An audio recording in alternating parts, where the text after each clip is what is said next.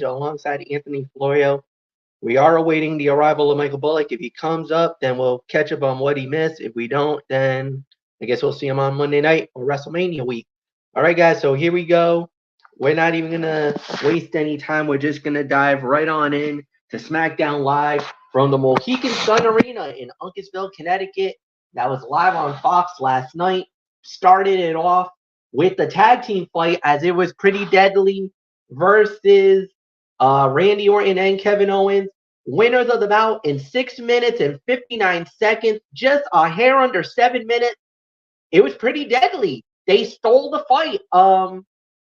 It was Logan Paul hiding under the ring, snuck out, hit Kevin Owens with the brass knuckles to knock him out, and then basically got the 1, 2, 3. But unfortunately, the fans started reacting, saying, "Yo, Logan's under the ring. Logan's under the ring. Logan Paul's here," because they saw the brass knucks.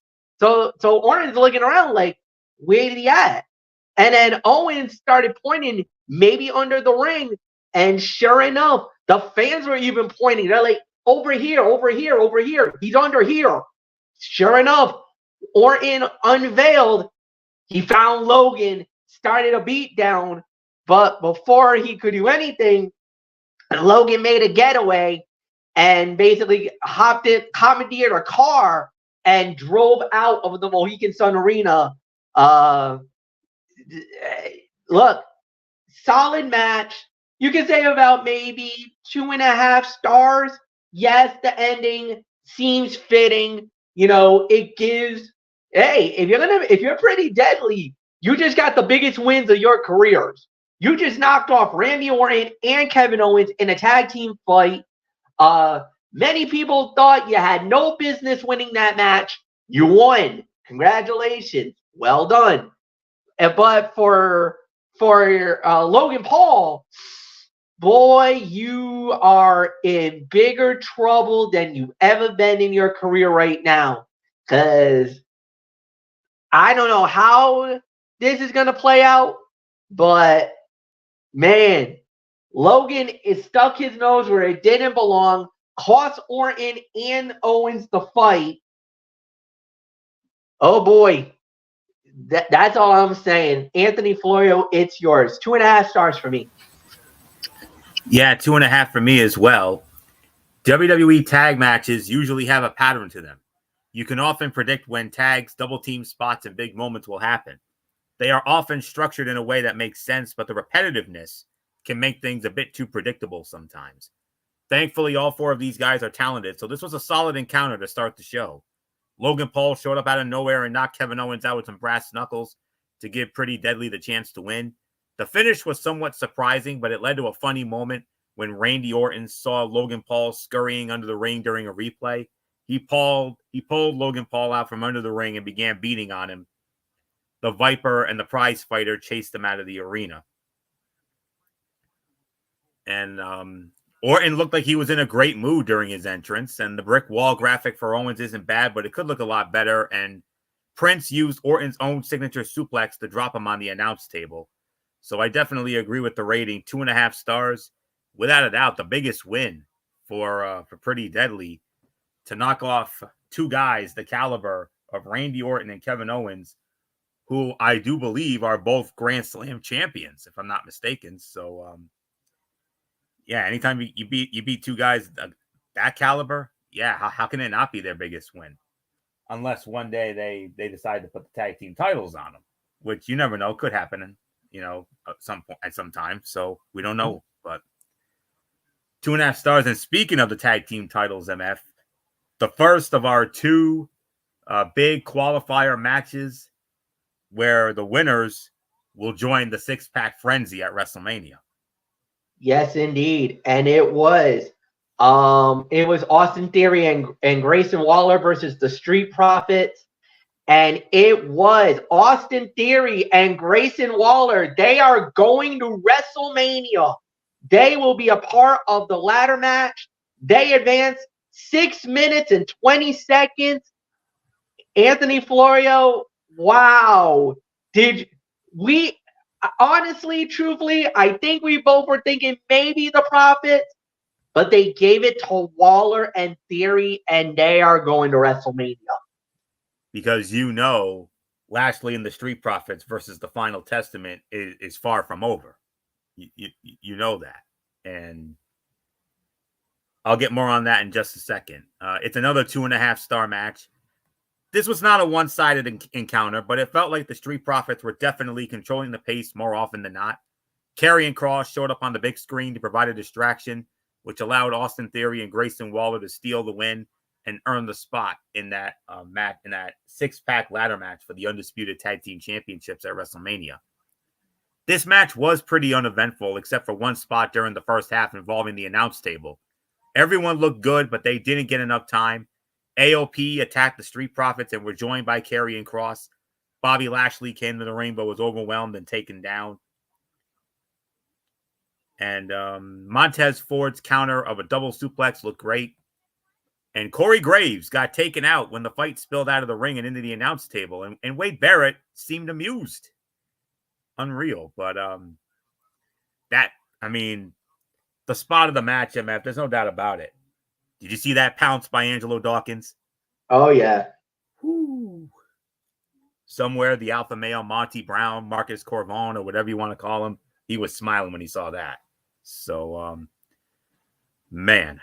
And Bullock and I definitely ate that up during our SmackDown chat last night. But yeah. Any other time you would have gone with it definitely would have been the Profits to win. And because we know what Montez Ford is capable of in ladder matches or anything involving his aerial abilities. But we got a turf war with Bobby Lashley and the Street Profits and the Final Testament. I think we got ourselves a match at WrestleMania. Don't be surprised, like I've been saying. Don't be surprised if we get some sort of 6-man tag team matchup with Lashley and the Profits against Karrion Kross in the AOP. Or who knows? Maybe they'll want to involve the women. Maybe they'll want to involve B-Fab and Scarlett and make an 8-person mixed tag. I don't know, but the 6-man seems more logical. But yeah. But we'll see. So I don't know if that should be a regular match. Maybe it should be some sort of gimmick match. I don't know, but we have a week to figure out what they want to do with it. So, 2.5 for me. And Theory and Waller. You talk about Pretty Deadly getting a big win. This is the biggest win for Theory and Waller as a tag team. Now they're one win away from possibly becoming the Undisputed Tag Team Champions. And they could be a dark horse in that match, even though I still think Awesome Truth's going to walk away with it. But you never know. They could pull us. WrestleMania has been known to pull some surprises in the past, so we'll see. So 2.5 MF, Theory and Waller, golden opportunity. Yeah, golden opportunity. I just don't think they're gonna win it. That's the fact of the matter on that one. 2.5 stars. Yes, I'll give you that. It was fine for what it was worth. Obviously the outcome was a little bit surprising, but it is what it is. So we do move on. Next up, it was Legado del Fantasma and Dominic Mysterio interrupted by the LWO, and we find out that that they Dragon Lee. It now looks like we're heading to a Dragon Lee Rey Mysterio versus Santos Escobar and Dominic Mysterio at WrestleMania. My theory goes out the door. I was hoping it would have been Andrade because of the fact that the Dominic and Andrade situation was going on. However, that doesn't look like that's happening. They're not pulling that one. So they insert Dragon Lee. Dragon Lee's been hanging out with LWO a lot lately. So it does make more logical sense that it's them, Ray and Dragon Lee versus Dom and Santos possibly at WrestleMania. Look, it was a fine segment. I thought everybody played their roles well. There was no piping noise this time around. That was genuine boos. Massive heat for Dominic Mysterio, without a doubt. And then Ray come out saying, I guess you didn't learn your lesson at last year's WrestleMania. I guess I might have to give you another lesson. And then basically announce Dragon Lee, the newest member of the LWO. And we saw a turf war break out. Legado, LWO, they went at it. Kind of got popped off by the women. Elektra Lopez and Zelina Vega basically threw down, and that led to the big brawl. So the ladies basically started a cat fight, and then all the boys got involved, and it turned into a Pier 6 brawl. So Anthony Florio, solid on the mic for everybody involved. Dragon Lee goes in now. It looks like we got a tag team fight. Ray and Dragon Lee versus Santos and Dominic. In one sense, I'm cool with it. In another sense, I'm disappointed. But I made my thoughts about it about a couple of weeks ago. Why? You almost had it. I mean, you almost had it. Only they threw Dragon Lee instead of Andrade, and I kind of wanted to see that too myself. But but nonetheless, solid segment here, and of course, one quick thing, and that is when Zelina and Elektra were throwing down. Yes, MF, I did have you do your classic Joey Styles cat fight, and then you even threw in a little grr on top of it, and I'm like, control yourself, Fletcher. And I'm like, I can't help it. I'm like, those two beautiful baby girls throwing down, yes. Oh boy, I mean, we almost had a funny moment on that commentary there when you did the cat fight bit, and I actually had a funny moment. You actually did the cat fight, and then I threw in the will you stop on that. Oh yeah, but all kidding aside, I mean that's what I would have done. But and you're like, hey, that's my line. I say that to you. You don't say that to me. But anyways, all right. Very interesting segment here. I mean, yeah, in one sense, I mean, I feel the exact same way, MF. I mean, I thought for the longest time we were going to get Rey Mysterio and Santos Escobar one-on-one. I thought we were going towards that, but no, they gave it to us a week ago. So no sense in doing it now. So now it's a tag match, and it's Dragon Lee with Rey Mysterio versus Dominic Mysterio and Santos Escobar. And the match should be great. Don't get me wrong. I mean, all four can go, but it is a little bit on the disappointing side. The only way, we'll change our tune is if they give us a banger of a match, which I think they can and will. So, Judgment Day, they were shown discussing Dom not telling them about Legado. They were upset he kept them out of the loop. Who knows? This could be the first sign of some possible dissension amongst the ranks in the Judgment Day, perhaps. So, very interesting segment to say the very least. And, we'll have to wait and see how the match goes. And by the way, speaking of Zelina and Elektra, Zelina Vega, Elektra Lopez, one-on-one this Friday night as part of WrestleMania Smackdown in the Philadelphia. So, MF, you want your cat fight? You're gonna get your cat fight. So, oh yeah, I'm gonna have to continue. Oh boy, we're gonna have to try to do our best to contain you, MF, because you're gonna be you're gonna be all over the place during that one. So, but anyways, nothing really more to say on that. I feel the exact same way you do, MF. I mean, the match should be great, but it is a little disappointing because I wanted Rey and Santos, but oh well, it's what it is. But you got Zelina and Elektra Friday night. There you go. So yeah.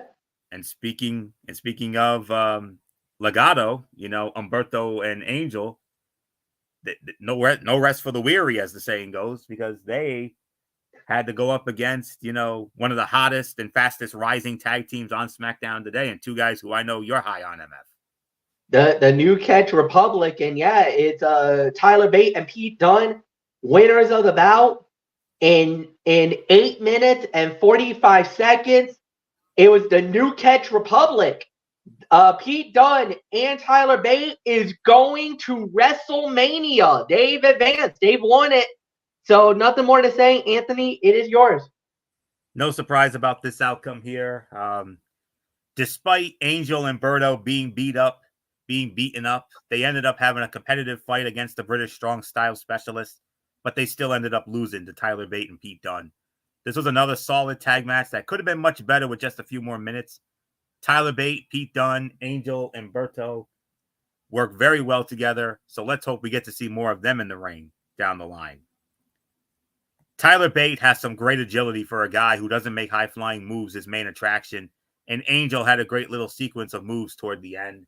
I'm going to give this a solid 3 stars and call that the fight of the night up until that point. So, not much more to say, MF. No surprise about the outcome. I mean, yeah, we did lose out on the profits in that ladder match, but Bate and Dunne in that ladder match? Oh, that's going to be good. Yeah, that's going to be very interesting to watch. Yeah, I'll give it the 3. I thought they did a good job. Solid fight, good battle. Really nothing more to add here. Leads us to the main event. Bianca Belair versus Dakota Kai. Bianca winning the match in 9:39. And after the match was over, Kabuki Warriors hits the ring. They start jumping on Bianca. Naomi came out. She tried to get involved. It was a 3-on-2 beatdown, only to lead Jade Cargill. She made her debut earlier in the night. There was a big moment. You could say my proud papa moment watching my boy.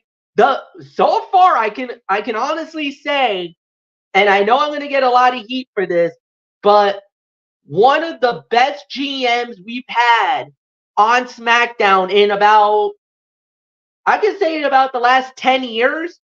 And that's no disrespect to Vicky. That's no disrespect to Tilo or the original GM, Stephanie McMahon. No disrespect to her. But if you want to talk about a Mount Rushmore of GMs on SmackDown right now, I gotta say, man, I'm loving Mr. Nick Aldis. He's been delivering like the national treasure that he is, and he landed us a national treasure by officially signing Jade Cargill to SmackDown Live. It was a proud papa moment for me. Her entrance looked amazing. Her entrance, the feel, the vibe, everything about Jade Cargill. My goodness, man.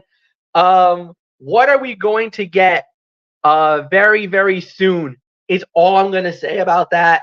But she made a brief little promo. It was fine.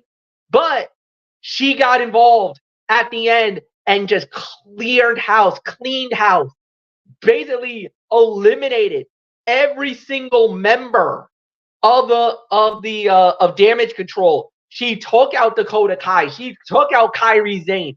She took out Asuka. And now I don't know if it's official yet, but it looks like it's going to happen.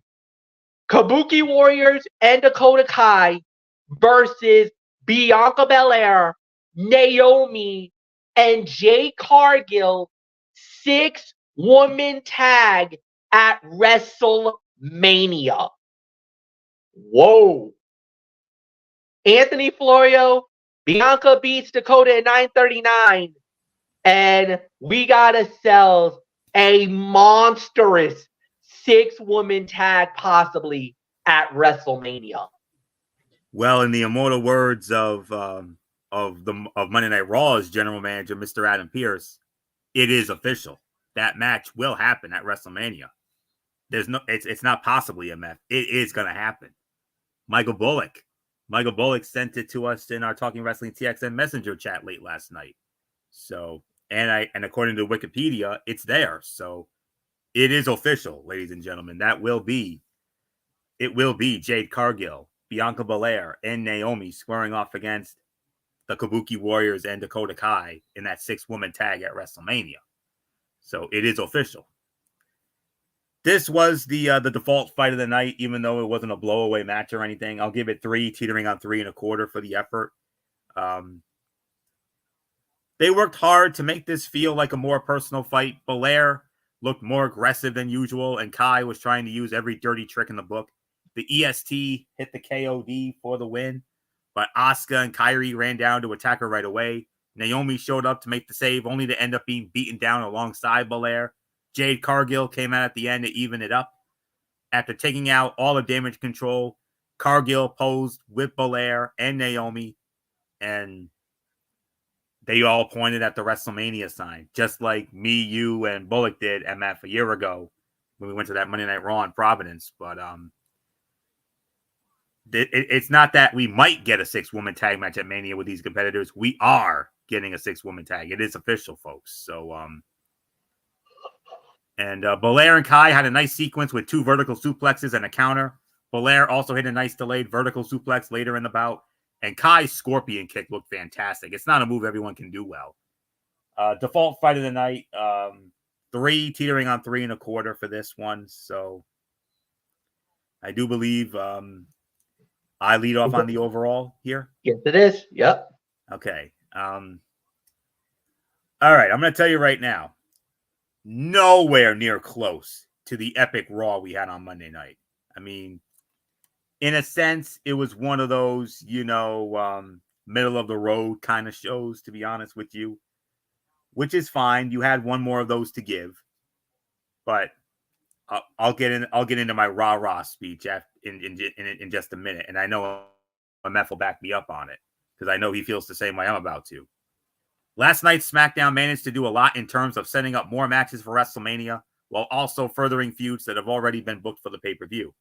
Jade Cargill, Naomi, and Bianca Belair will take on Dakota Kai, Asuka, and Kairi Sane. Bobby Lashley and Karrion Kross will probably put their stables against each other, and the same can be said for Legado del Fantasma and LWO. We also got some decent wrestling last night. None of the matches on last night's show felt unnecessary, and a couple of them stood out for good reasons. Bianca Belair and Dakota Kai put on a fun main event, but Pretty Deadly versus Randy Orton and Kevin Owens. The biggest highlight in terms of Pretty Deadly getting the win. New Catch Republic versus Angel Umberto was also worth watching. Even though a couple of matches could have used more time, last night's SmackDown didn't have any segments that felt like they brought down the show. So it was a middle kind of thing. I'll give it about 7.5. Nowhere near close to the epic Raw from last Monday night in Chicago.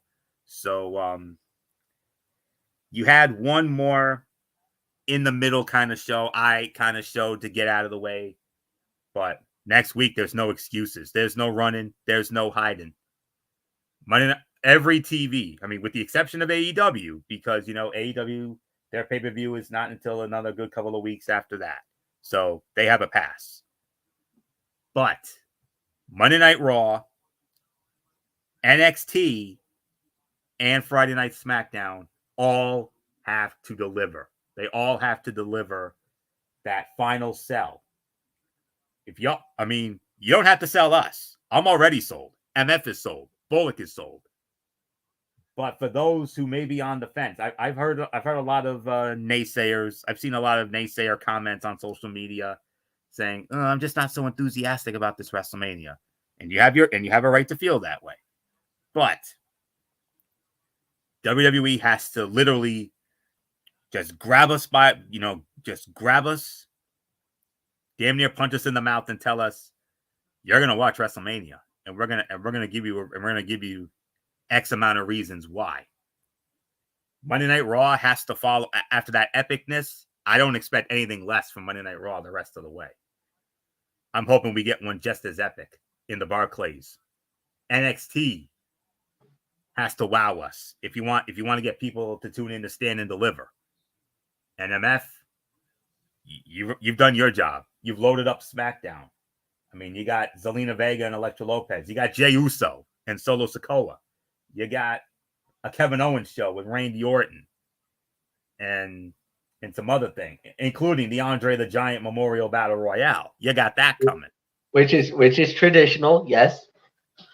So So there isn't really anything else left for me to say on this. It's a 7 to 7.5 out of 10. And breaking news from the college hoops: Roll Tide. Bama's going to the Final Four. MF, it's all yours. Yeah. Just to let you guys know, it was 89-82. Alabama going to the Final Four for the first time ever in school history. This is the first time they've ever been to the Final Four, and they are the West Regional champions. But guess who they have to run into next? They run into Connecticut. They run into UConn. Good luck. They're gonna need it. And right now, there's been no team that's come even close. You couldn't give credit where credit's due to Illinois. They gave them a fight, but then a 30-0 run basically ended that. I'm still in a heartbeat. I'm still scratching my head. You heard me on that call, Lily, saying, "I don't believe this." That's what I was saying. So exactly how I said it too. 30-0 run to end it. I mean, that was impressive. Very impressive by UConn. They're off to the Final Four. Alabama is in the Final Four. And we got 2 more tickets to hand out tomorrow. And we'll get into that next week, as we do have a special edition. On Wednesday night. On Wednesday night. We'll get into it. So, with that said, yeah, I agree with what you say. I mean, it was a 7.5. Look, they covered some loose ends. It wasn't the greatest show in the world. But then again, after the awesomeness of Monday Night Raw and what happened this week, it kind of felt like SmackDown kind of was in a position where let's worry about our secondary stuff. So this was the show to get the US title out in the open, give us something, a 6-person tag that we're gonna get. We got an LWO versus Legado war still brewing. We got the Final Testament, and we got you could say Bobby Lashley's crew. They're going at it. So it's kind of more they're trying to cover more of the middle of the road matches. You know, the matches that's gonna be a part of WrestleMania without giving us the main event fights. So this is kind of more of trying to tighten up some loose ends and giving us some extra fights for WrestleMania. Obviously, you know, at WrestleMania, they're trying to go 7-7, try to give us the 14 matches on the 2 nights. So at the end, I thought they did fine. Like you said, next week is the big one. There's no more stone unturned. Next week is WrestleMania week. This is the big one. These next shows needs to be absolutely what Monday Night Raw was on Monday. You need those type of shows to give us that last second fill for us to get ready for WrestleMania. That's all we're asking for. At the end, they did well. Let's go into AEW Collision. We started out with the TNT title fight, as it was an open challenge. Adam Copeland open challenge and was accepted by the King of the Indies. Yes, Matt Cardona answered the call, much to the shock of all of us. We all were thinking, wait a minute, Matt Cardona, aren't you supposed to be heading to WWE? Weren't you supposed to be heading to WWE? Weren't you supposed to be rumored to be one of the surprises after WrestleMania? What the hell are you doing at AEW? Well, he tried to pick a fight with Adam Copeland, but Adam Copeland won the match in 13 minutes and 30 seconds in a solid 3 to 3.25 star fight. They did a good job. This was a solid fight. This was good action all the way through. Copeland wins, and then we got the big shocker. Malachi Black is back, and they went after, and him and Buddy Matthews both went after Adam Copeland and laid him out. And now the fans are salivating in AEW. They're like, oh my God, Malachi Black versus Adam Copeland? Is it finally going to happen? And some people are getting really antsy now. They want Malachi to win this title because they're starting to hear the rumors like everybody else is. Malachi Black might be leaving very soon, and there's rumors of Buddy Matthews and Malachi Black possibly heading to WWE. Those rumors have been running rampant for a little while now. And quite frankly, I don't blame them for those rumors because Malachi hasn't been really utilized at all. Neither has Buddy Matthews. They never really gave him a serious storyline. Yes, the House of Black was doing good, but the only person that's really benefited from the House of Black is Julia Hart. Nobody else has. Brody King, where the hell has he been? Malachi Black until tonight, where the hell has he been? Buddy Matthews, where the hell has he been? Nobody has. The only person who's really benefited was Julia Hart. And a lot of people have been coming after Tony Khan and creative saying, why are you not utilizing these men? These guys are stars. They're good. They're great. Maybe Tony Khan finally heard you and it's like, okay, here, we're going to give you Malachi Black versus Adam Copeland, possibly for the TNT title. You know, a lot of people have been excited about it, but that's the thing. A lot of people are also concerned now because what if Malachi loses? What do you do with him then? I don't know. So nothing more to say. Anthony Florio, 3.25 stars, maybe 3.5. Just a lot of craziness, to say the very least. It's yours. Yes. Now here's the thing. I'm going to get a little bit more into this on Monday night, but when I do my Tony's take, I just saw Matt Cardona this past Thursday night on Impact Wrestling, and he got involved in a big way. And I'll explain more on that Monday night on my Tony's take. Yeah, there's a hook to tune in right there. All right. This may be an unpopular opinion, but this is one of those bouts that felt more like a WWE match than anything else AEW produces. And it has nothing to do with the fact that both of these guys are former WWE stars. The way they told their story, structured the offense, and paced their exchanges all felt like the familiar WWE style. This is in no way a bad thing. Copeland spent 30 years as a sports entertainer. It's what he does best, and Cardona is just as good at it. Both men did a great job making it feel like Cardona may have surpassed his former stable leader while making Copeland look like a veteran who still had some tricks up his sleeve. The Rated R superstar won clean with a spear to end a solid, you said 13:30 encounter to kick off the show. Malachi Black showed up and kept Copeland distracted until Buddy Matthews could attack. Mark Briscoe tried to help but was quickly taken down. And then Eddie Kingston arrived and caused Black and Matthews to retreat. Seeing the former Edge and former Zack Ryder battle in AEW for a title is kind of awesome. The crowd was chanting "Holy bleep" before they even locked up. Cardona did well taking on the heel role so Copeland could get the babyface pops. And Cardona trying and failing to rip a sign in half during the commercial break was hilarious. We know the history. Go back to late 2007 into 2008. Adam Copeland, Matt Cardona as Zack Ryder, and Kurt Hawkins. You know, the three of them, along with Vicky and Chavo Guerrero and that Bam Neely guy, they had a little faction called La Familia, as we all remember.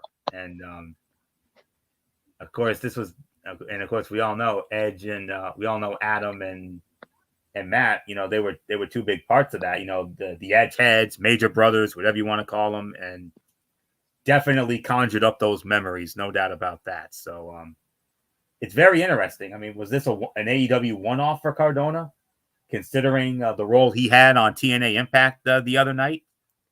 I don't know, but what I do know is a great way to start the show. 3.5, teetering on 3 3/4 of a star. A nice surprise indeed. And hey, Malachi Black versus Adam Copeland down the line. We're all here for it. Sign us up. So nothing more to say on that. So with that, MF, we move on to our next match, our next quarterfinal bout. Oh no, we lost MF. MF has I think MF. I'm hopeful that MF hit a wrong button or something, or maybe his connection dropped or something. I don't know, but all right, MF is back in. So sorry about that. Just hit the I must have hit the wrong button, or it just automatically shut it off on me. That was very rare. Perhaps. All right, so here we go. Bout. We got a quarterfinal bout in the continuing of the AEW World Tag Team Title Tournament. FTR going up against Sean Dean and Charlie Bravo, and it was FTR winning the match in 12 minutes and 20 seconds. So, Florio, it is yours. 3 1/4, 3 1/2 for this one. This match started off with a steady pace. Neither team was trying to rush anything. The infantry was looking to prove itself as a threat, while FTR was trying to keep its spot as one of the top teams in AEW. This bout did an excellent job showcasing Sean Dean and Carly Bravo as a tag team people should take seriously. We saw a lot of technical skill on display from all four men and a few creative spots along the way. The crowd chanted, "This is awesome," as they began working toward the finish. FTR was able to win with the Shatter Machine to advance to the semifinals. Bravo and Dean do a great job integrating their actual military service into their characters without making it the main focus. Bravo almost over-rotated during a superplex, but ended up sticking the landing well. There was an awkward moment when Dean messed up a leapfrog, but they recovered and got the crowd back. 3 1/4, 3 1/2 stars for me. Outcome, no surprise. You had a feeling FTR was going to advance here, but I'll tell you what, MF. I believe soon enough, the infantry could maybe one day become tag champions, but just not yet. I kind of feel like they're more due to be Ring of Honor World Tag Team Champions more than the AEW World Tag Team Champions. I just don't see it right now. I just don't. I kind of feel like they're probably more in the way of winning those titles that way, more than anything else. But it is what it is. But we'll see how it plays out. But at the end of the day, I'm cool.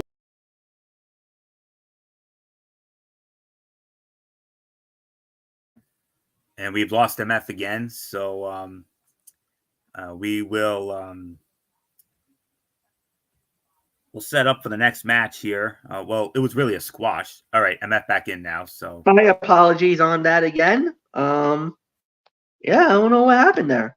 All right, so anyway, so I believe that it'll be like I said what I said, and I'm just gonna leave it at that. It is about a 3-star bout, so nothing more. Kyle O'Reilly versus JD Drake. Kyle O'Reilly wins at 235. Don't really need to talk about that. It was just a showcase win for O'Reilly. Next up, Top Flight versus Big Bill and Ricky Starks. And Top Flight advances. So it will be Top Flight, and they will be going up against FTR in the semifinals. That will be next week as well. They win in 9 minutes and 40 seconds. About 3-star, about 2.5 to 3. Solid match. Good battle. Really nothing more to add. Anthony Floyo, it's yours. Solid 3. It was a good effort from all four men, but it felt like this bout should have come before FTR and the infantry in the lineup. There was a bad moment toward the end when Ricky Starks failed to kick out of a pin, but the refs still stopped counting. A moment later, Starks was pinned anyway, and you could see the ringside doctor checking on him. The ending felt rushed due to a possible injury. Let's hope Ricky Starks is all right, since there may be an injury involved that affected the match. In some people's eyes, it would not be fair to rate it, but the majority of it was enjoyable. And you know what? Out of respect for that, I'm going to decline a rating. I'm going to give it a no rating. So okay, because because there was an injury here, I have the utmost respect for that. So you know what? No rating. No rating. Okay, fair enough. I don't think a lot of people would argue if you yelled out no. I don't think a lot of people will argue with you on that one. So yeah, fair enough. But one quick observation, and that was Dante telegraphed Ricky Starks tripping him way too much, and he slowed down significantly as he approached the ring ropes. So that's the only observation I had. So no rating for me out of respect to Ricky Starks' injury. Hopefully he's okay. And with that being said, we got some women's action to get into here. It was Lady Frost going one-on-one with Thunder Rosa. Thunder Rosa winning the match in 8 minutes and 50 seconds. It was a solid, all right fight. Another 2.5 to 2 3/4 of a star bout. Look, Thunder Rosa's just trying to work the motions, trying to get herself back into a title picture. You know, it looks like she might be the one that maybe might be the next in line. Obviously, don't tell that to the Virtuosa, because you know Deonna Purrazzo is not done with the timeless one, Tony Storm. So we'll wait and see how it plays out. But you know, it was all right for what it was worth. I'll say about 2.5 to 2 3/4. Anthony Thunder Rosa winning the match in 8 minutes and 50 seconds. Yeah, it's a solid 3 stars for me. I'll tell you what. I mean, I know Lady Frost very well. You know, going back to her days in Impact Wrestling there, and but Lady Frost was looking to hand Thunder Rosa her first singles loss since returning to AEW. But Rosa was looking to keep her #1 spot in the rankings. The crowd seemed a bit quiet, but Rosa and Frost didn't seem to let it get to them. They were given enough time to work through a commercial break and make it a competitive back and forth encounter. Lady Frost is one of those people who is used as an enhancement talent on AEW television, but wins in Ring of Honor occasionally. So if she can continue to put on good performances, she may start to see more wins, much like Queen Amanada and the Infantry have in recent months. While this was a decent match, it felt like they were stuck in second gear at times. Something was missing, and it's hard to say what it was. But the second half saw the crowd wake up a bit as Rosa began building up ahead of steam. La Mera got the win with a Tawana bomb to continue her winning streak. Rosa's Hurricanrana looked good, and Frost is so talented. Some of the things she does with her acrobatic ability are so creative. 2.5, 2 3/4 of a star for me. So with that being said, MF, well, here's the thing. This Wednesday night on Dynamite, Thunder Rosa goes one-on-one with Mariah May. And I do believe it's a contenders match. So don't be surprised if Thunder Rosa wins, and Thunder Rosa will then be the next challenger for Toni Storm and her women's title, perhaps at the Dynasty pay-per-view. So yeah, we'll see. We'll see how it plays out. And then of course, if anybody knows about Lady Frost, yeah, like you said, she actually had a one-off in WWE one time. She actually fought against Asuka, but she has made herself quite a big name, you know, in the independents. Wrestled in Chikada for a little bit. Yeah, she's done a little stint with AEW. Anthony, aforementioned, did a little bit in Impact Wrestling. She's also done CMLL in Mexico, and she actually was a part of NWA for a little bit. She was a part of the National Wrestling Alliance in NWA, and then of course you can see her now in Ring of Honor. So she's been popping up in Ring of Honor more now. So that's why I'm not big surprised. But yeah, I mean, she's done pretty well for herself in her wrestling career. Thunder Rosa, we already know her accolades and what she's brought to the table. So yeah, not bad at all. 2.5 to 3, 2.5 to 3, like I said earlier. Main event for this one, 6-man tag team fight, as it was Shibata, Claudio Castagnoli, and Bryan Danielson. They went up against Vincent Dutch and Lance Archer, and it was Shibata, Claudio Castagnoli, and Bryan Danielson winning in 16:55.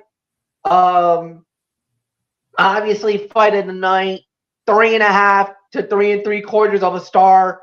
Good matchup to close the show. And yeah, really nothing more to add. So Anthony, it's yours. Yeah, 4 to 4.25 stars for me. Fight of the night. The outcome of this match was never really in question. Shibata, Danielson, and Claudio were always going to win, but the journey to get there was entertaining.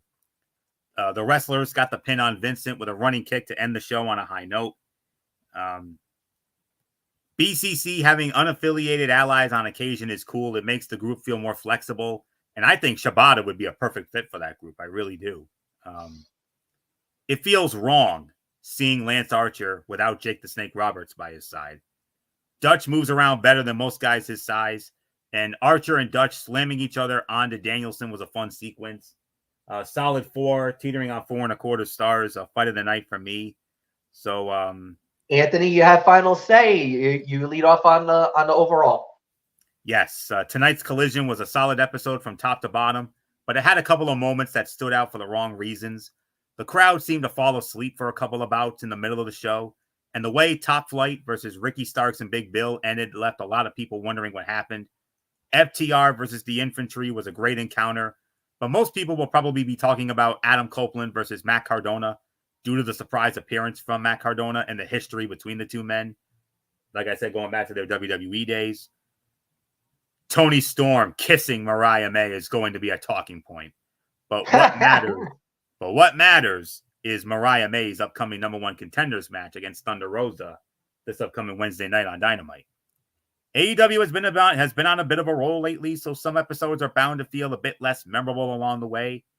So I'm going to give this somewhere around 7.5, maybe 7.75 out of 10. So I can't quite really give it 8, but it's more around that 7.5 or so area. So not much more for me to say.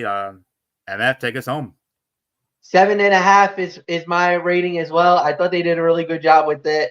So yes, there's really nothing more to say. This was a solid episode. That's it. We're done, guys. I don't think there's anything more to say. Next week is the greatest week in our lives when it comes to talking wrestling TXN. It's WrestleMania week. We started off on Monday night, Ridiculously Raw, hosted by Anthony Florio at 11 p.m. as Raw goes off the air. Wednesday night is Wednesday Night Madness, AEW, NXT. We also will be previewing the Final Four Thursday on this channel, this very channel. We're previewing both nights of WrestleMania. We're previewing AEW. We're previewing NXT Stand and Deliver. And if there's any other stuff that I feel like is worthy, I might even do Super Carter of Honor. Because I know they're doing a show during WrestleMania week. I think they're doing it on Friday. Is their Super Card of Honor? We'll preview that as well. So we got that going. Friday, no show. Obviously, we want to prepare for WrestleMania. We're preparing for Mania. More importantly, we're preparing for the Hall of Fame and for SmackDown. Saturday, check your local listings. We might do a show. I don't know what time it's going to be. Maybe 11:30. I don't know for sure, depending on when WrestleMania ends. And then Sunday, same thing. Guys, buckle up. If you are a wrestling fan, this is going to be the most fun you're going to have, guys. There's nothing more to say. For Anthony Florio, I'm Michael Fletcher. Have a good night, everybody, and we'll see you all on Monday.